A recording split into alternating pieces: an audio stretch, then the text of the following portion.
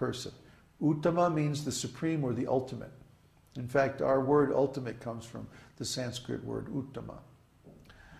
So, all of these terms in the verse that we're studying, wrapped up, come down to this conclusion.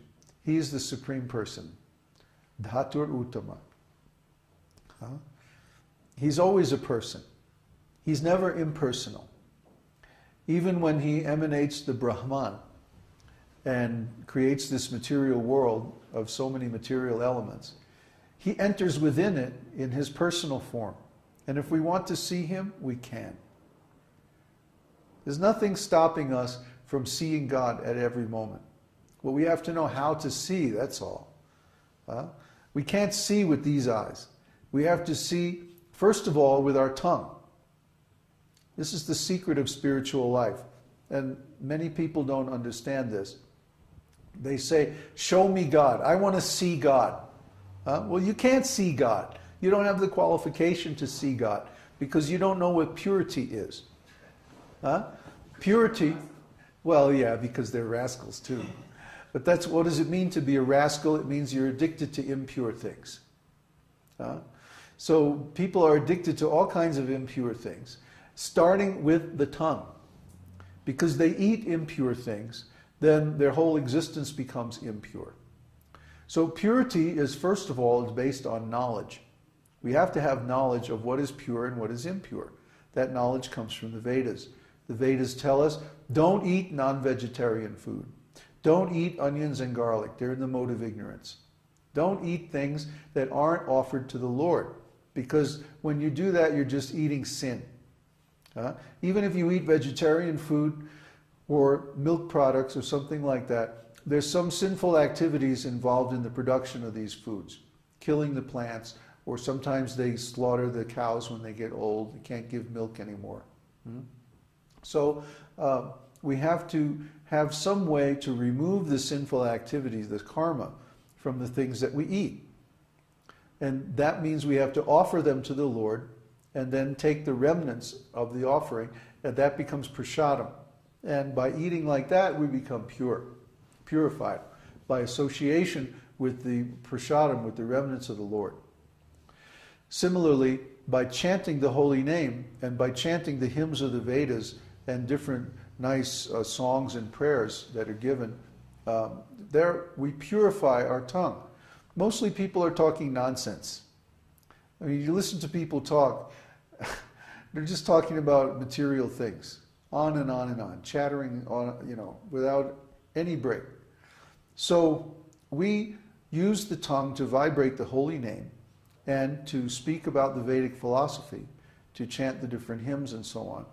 And what this does is it purifies the tongue. When the tongue is purified, then the ears can become purified, and from the ears being purified, the mind is purified. And from the mind being purified, the intelligence is purified.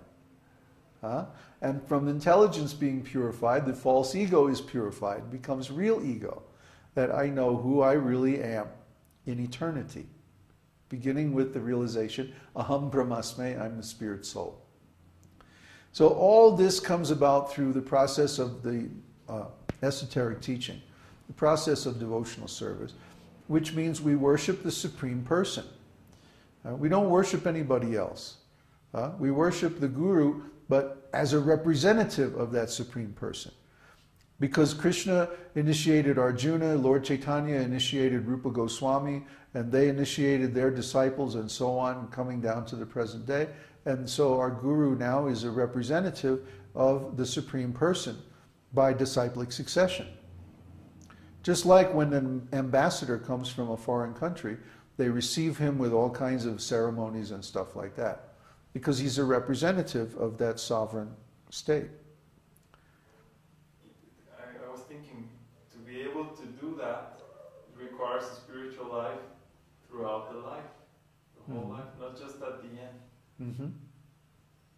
Because to be able to die without any material desires means some previous practice. Yeah. Right?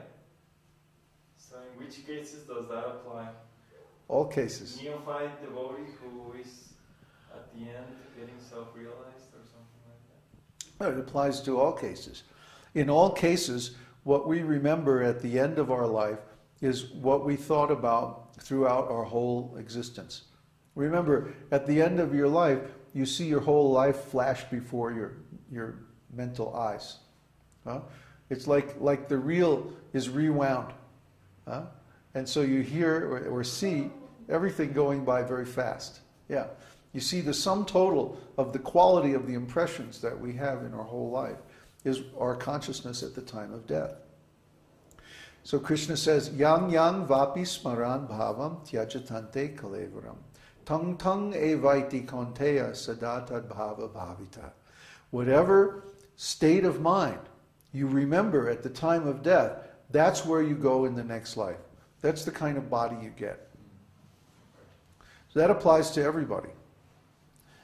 So specifically for a devotee, it means that the earlier we begin to accumulate spiritual impressions, the more quality of spiritual consciousness we have at the time of death.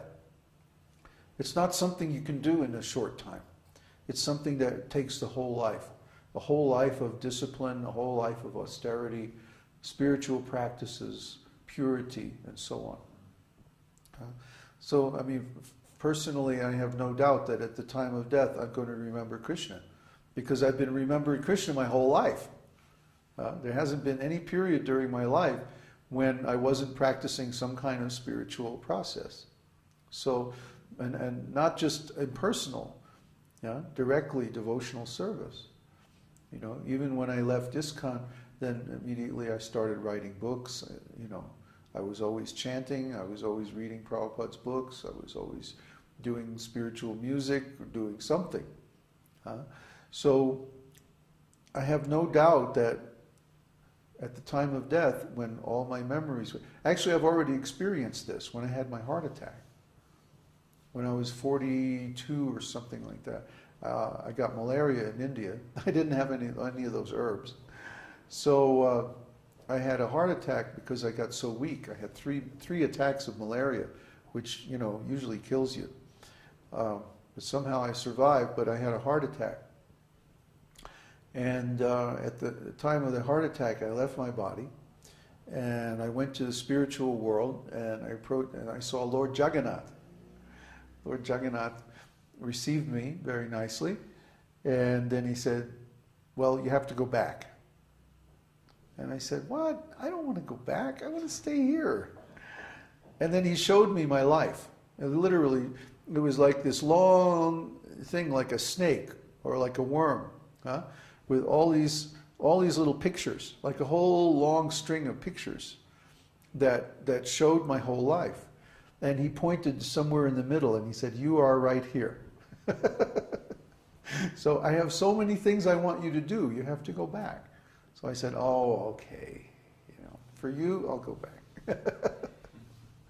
So I came back, and of course I had to get my body together and everything. But anyway, at the time of death, you will see your whole life. You know, when you see your life, basically the impression that you get is the quality of all those experiences kind of summed up, integrated in one moment. So, because this life is really just like a moment in the spiritual world. You know, even to Lord Brahma, just one moment is like a year in our time. So what to speak of the spiritual world? In the spiritual world, the time is even greater. So a moment in the spiritual world is like a whole lifetime in this world. So when we leave this body at the time of death, we're going to remember the quality of consciousness that we cultivated throughout this whole life. That means it's very important for us to start spiritual life while we're young. We might think, oh, I'm still young, I can enjoy now, you know, and have all my fun, and then later on I'll do spiritual life. Well, what that means is that you're never going to do spiritual life. If you don't understand that the whole idea is that to do it now. I started when I was actually about 3 years old, 3.5 years old. I got the idea that I want to talk with God. And then from then on, my life was about searching for a teacher. Someone who could show me how to talk with God. And if they couldn't show me, that basically I would reject them. I wouldn't accept them as an authority. You know, I would accept them as a friend or, you know, something like that, but not as an authority. Until I found my spiritual master. And then I dedicated my whole life to his service. But that's what we should do. When we find someone who can teach us how to attain the goal of life, we should dedicate our life to that person's service, because they can give us the highest benefit. We can't get out of this material world on our own. We need help. If we could get out on our own, then we would see so many people doing it. But we don't see.